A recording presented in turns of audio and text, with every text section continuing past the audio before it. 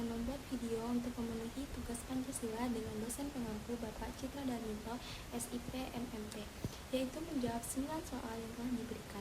Langsung saja kita masuk ke soal yang pertama, yaitu menurut Anda bagaimana sosok manusia Pancasila itu? Menurut saya, sosok manusia Pancasila itu individu yang menjunjung tinggi nilai-nilai kemanusiaan, keadilan, persatuan, dan demokrasi. Sosok itu juga memiliki karakter moral yang berlandaskan pada penghormatan terhadap Tuhan Yang Maha Esa, menghargai keragaman budaya dan agama, serta mengutamakan kesejahteraan bersama. Masuk ke soal yang kedua, apa perbedaan aliran etika deontologi, teleologi, dan keutamaannya? Coba bandingkan perbedaan ketiga aliran tersebut beserta berikan contoh. Deontologi itu etika menekankan kewajiban dan tindakan yang benar berdasarkan aturan atau prinsip moral tanpa memperhatikan hasilnya. Contohnya seorang dokter yang menegakkan prinsip tidak merugikan meskipun terkadang ini dapat memperlambat penyembuhan pasien. Kemudian teleologi, etika ini fokus pada tujuan atau akibat dari tindakan. Jika hasilnya baik, maka tindakan tersebut dianggap benar. Contohnya jika berbohong demi menyelamatkan seseorang, maka berbohong dianggap dibenarkan jika tujuannya baik. Kemudian etika keutamaan, fokus pada karakter dan kebiasaan baik individu, bukan hanya pada aturan atau akibat. Contohnya seorang pemimpin yang selalu berusaha mengutamakan kepentingan rakyatnya meskipun hasilnya tidak selalu sempurna karena ia mencerminkan kebijakan kebaikan kepemimpinan yang baik. Kemudian masuk ke soal nomor 3, jelaskan secara singkat makna dari kelima sila Pancasila.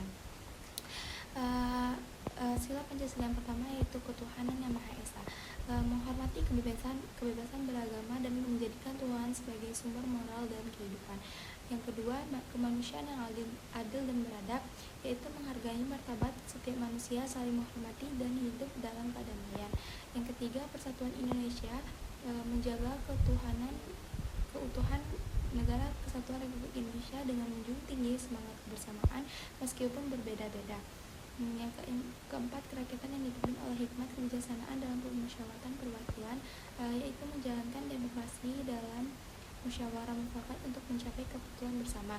Yang kelima, keadilan sosial bagi seluruh rakyat Indonesia, menjamin kesejahteraan, pemerataan, dan keadilan sosial untuk seluruh rakyat Indonesia. Selanjutnya, nomor 4, jelaskan yang dimaksud dengan etika Pancasila.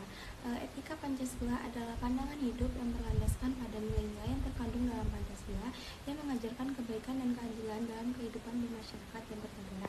Etika ini menekankan pada keadilan sosial, pengakuan terhadap martabat manusia, serta kepentingan bersama sebagai landasan dalam setiap tindakan individu dan bernegara.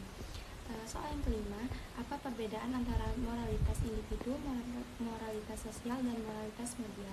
Moralitas individu adalah berhubungan dengan tindakan dan keputusan moral yang diambil oleh seseorang dalam kehidupannya sendiri berdasarkan prinsip pribadi. Sedangkan moralitas sosial berkaitan dengan norma dan aturan yang berlaku dalam masyarakat. Dan yang terakhir, moralitas media, ini moralitas yang mengatur tindakan individu atau bernegara dalam skala global, berfokus pada hak asasi manusia, keadilan global, dan perdamaian internasional. Soal nomor 6, jelaskan pengertian dari prinsip-prinsip berpikir ilmiah berikut: objektif, rasionalogis, metodologis, dan sistematis.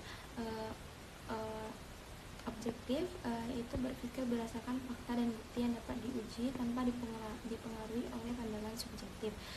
Rasional berpikir dengan menggunakan logika dan akal sehat dalam membuat kesimpulan. Metodologis, proses berpikir yang dilakukan melalui langkah-langkah sistematis dan terstruktur. Sistematis berpikir dengan urutan yang jelas, terorganisir dari masalah hingga solusi.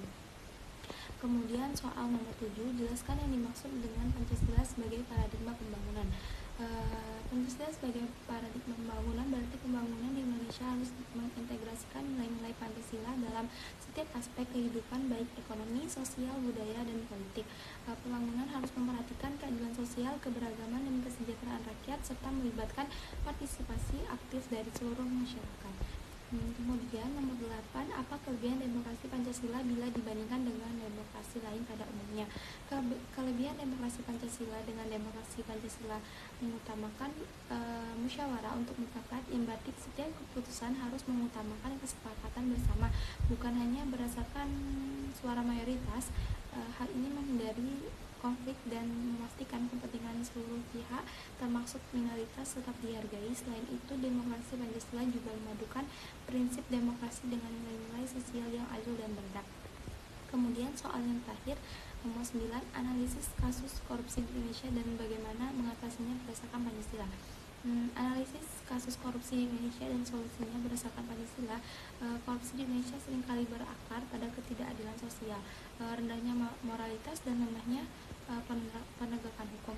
Pancasila dengan prinsip keadilan sosialnya dapat menjadi dasar untuk mendorong penegakan hukum yang lebih tegas terhadap korupsi, serta memperbaiki sistem pemerintahan yang transparan dan akuntabel.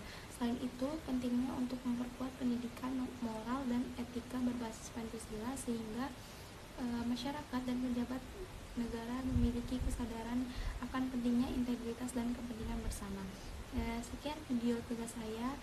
Mohon maaf jika ada salah kata. Terima kasih. Wassalamualaikum warahmatullahi wabarakatuh. Dadah.